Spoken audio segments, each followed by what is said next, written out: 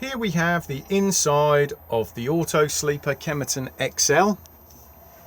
If we firstly come to the main control panel, you'll see along the top here that it's currently giving us the external temperature. We have a little picture of a sun just letting us know that the solar panel is active. Beside that we have a lightning strike letting us know that we have main supply connected. The humidity in the middle. And then on this side we have the internal temperature. Next we can turn the 12 volt on and off just here.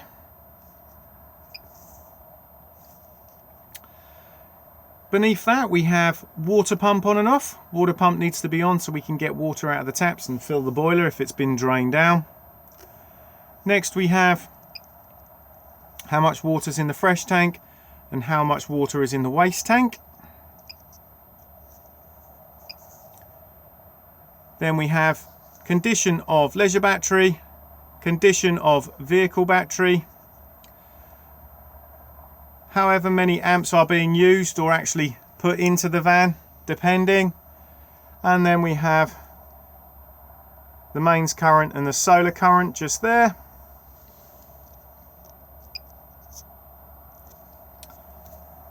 Next we have the main isolator for all of the onboard lights. They can then all be individually turned on and off.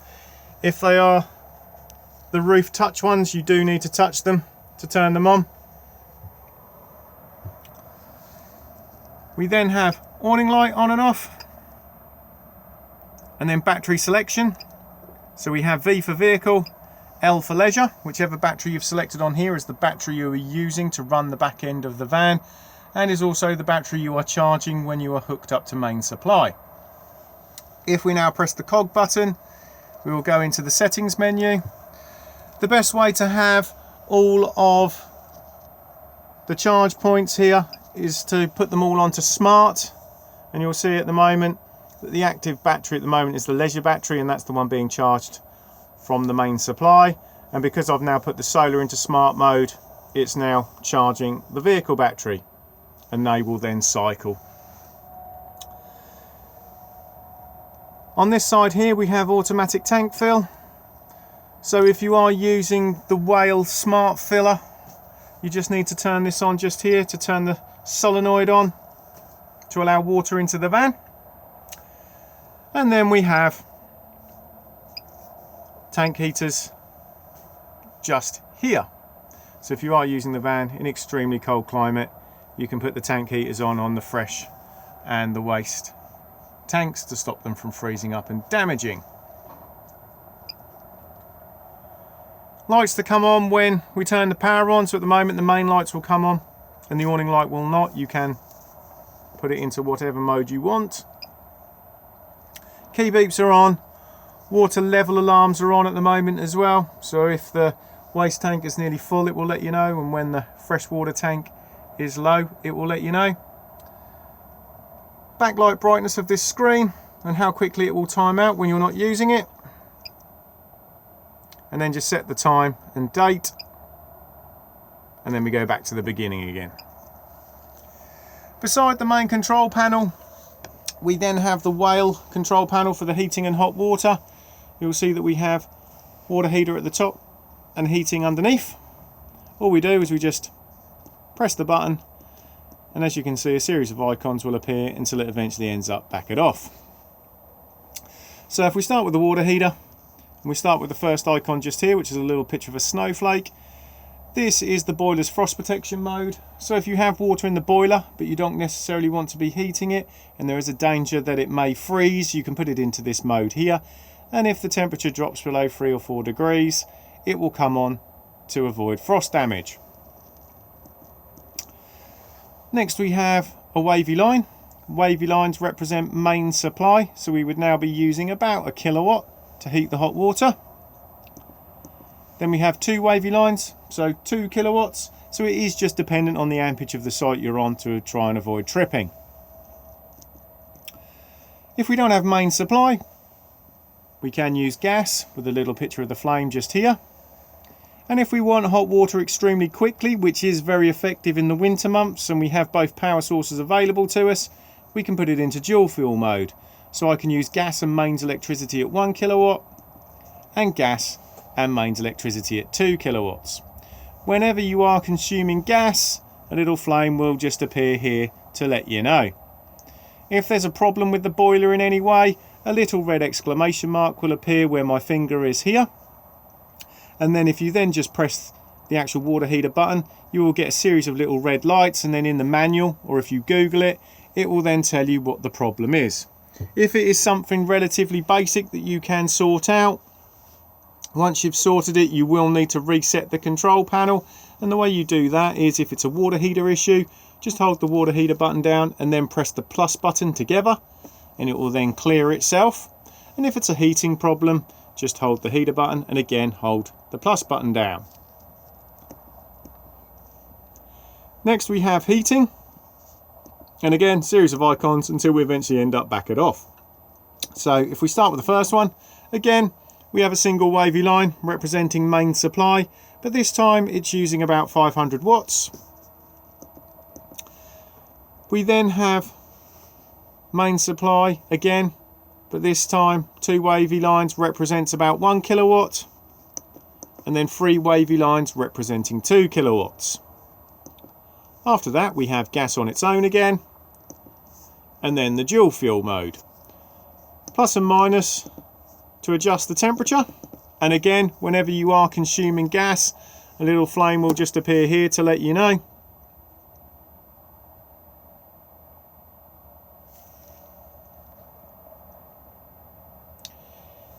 If we now move to the bench seat just here, and we just remove the cushions,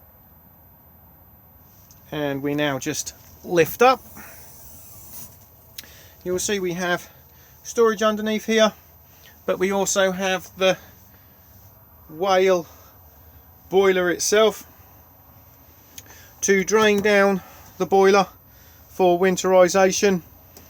All we need to do is just make sure that the water pump is turned off, and then just turn this across like so to drain all the water out of the boiler.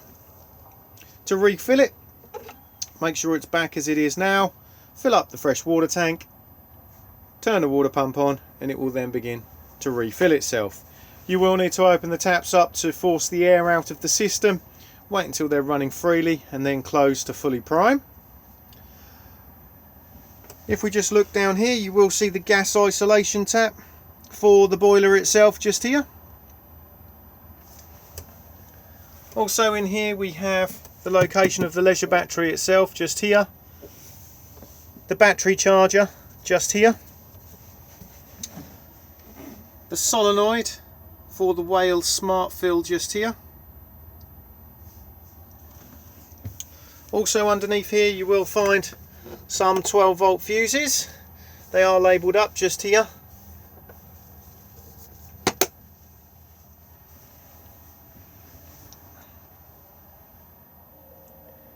The max view television aerial is just located in the overhead locker just here. All we can do here is turn the actual booster itself on and off and control the boost just here, and then we can plug the aerial lead in just here, and then plug a 12 volt television in just here. You will also see that we do have USB charging point just here as well. In this overhead locker just here, you will see that we have the Huawei mobile Wi-Fi unit. So it's just located up here. Before use, you will need to read the operating instructions just here. You will be required to pop in the SIM card first of all. So you just need to pop this off just here and remove the back plate and the battery to pop in the SIM card.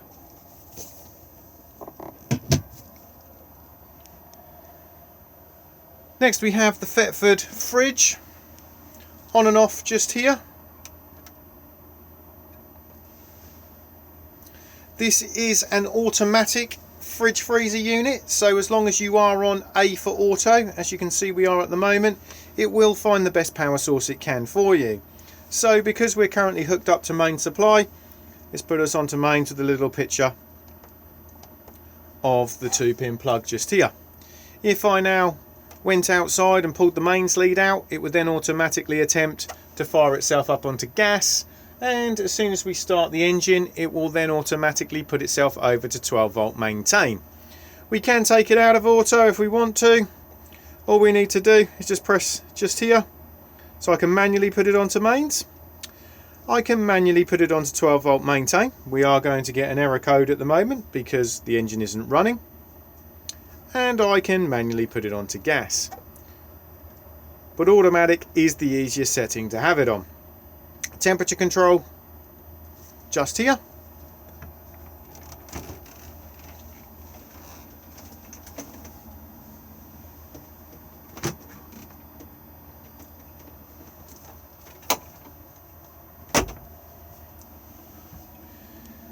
We have storage beneath just here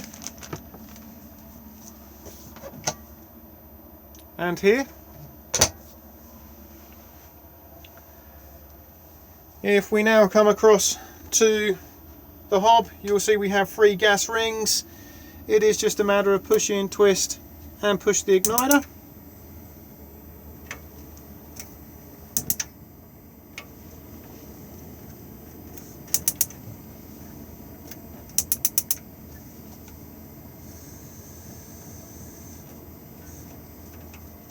Beneath that we have the oven and the grill, and again push in, twist and push the igniter, and then if I push in and go to the right, we can fire up the grill.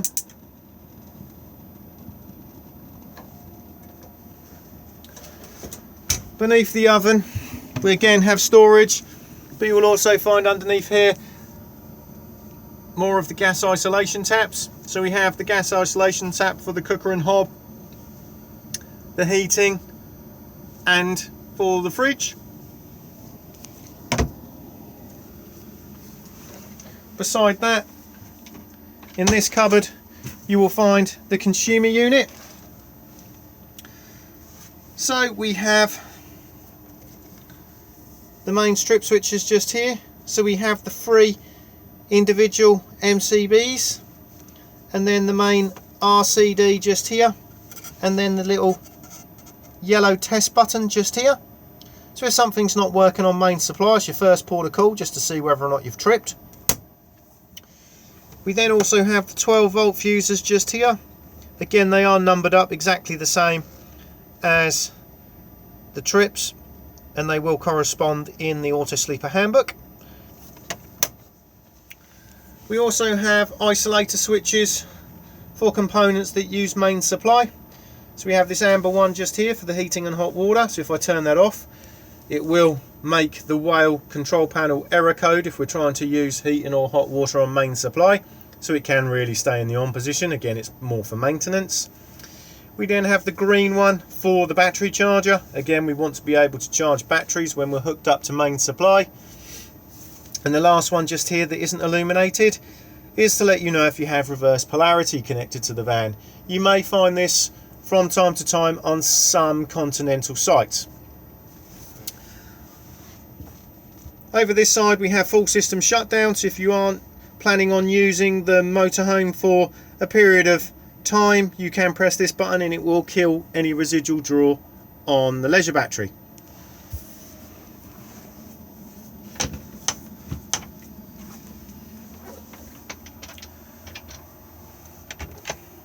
We have the wardrobe just here. We have the smaller table and the pole just here, which can drop into this point just here.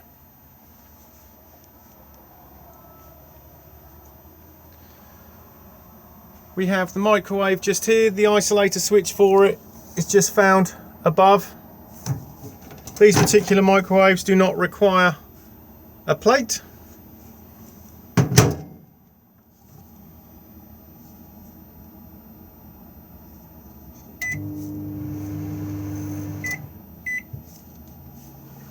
And then beneath that we have the extractor fan. We have 2 fan speeds and 2 light modes. If we now move into the toilet, you'll see behind it that we have storage, and then to use the toilet, just move the lever just here to open to the cassette, and then push the blue button to flush. Level indicator just here, and do make sure that this is closed again, or otherwise when you try to remove the cassette it will not come out.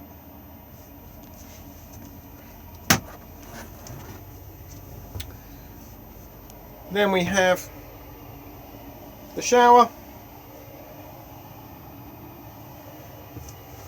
Pull down for the basin.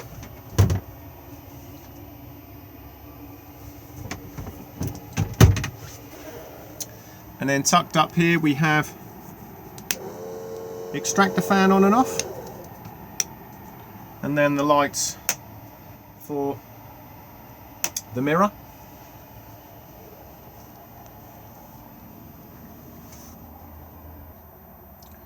We can make this travel seat here into another bench seat.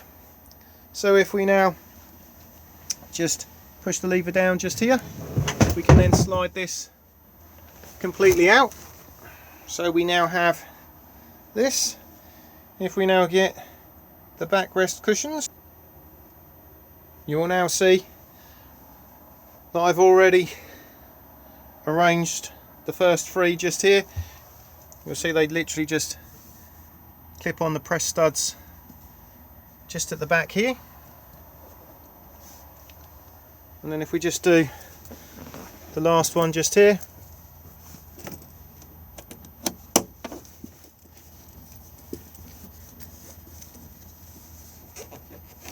once we've got it clipped on,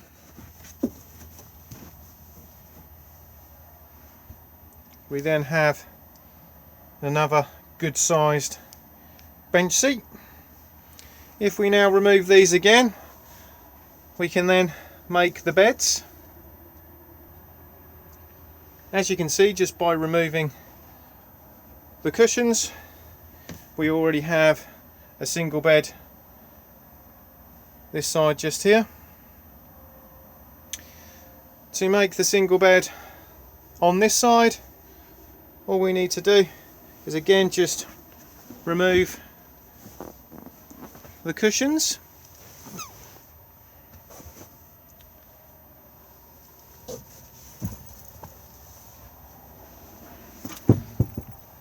And then to get the extra length on this slightly shorter bench, we just need this infill just here.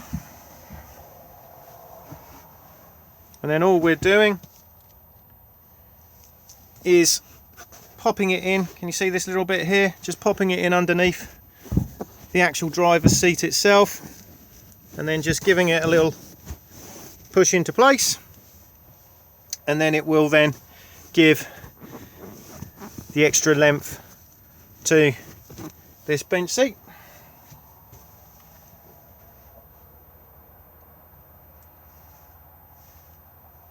If we're going to make the double, if we now just move this out of the way again,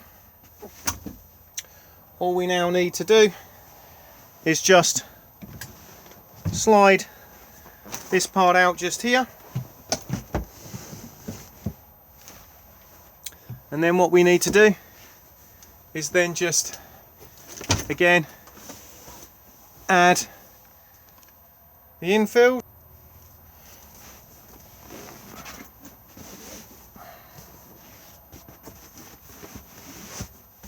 And just pop these in place. And then we have a very large double bed.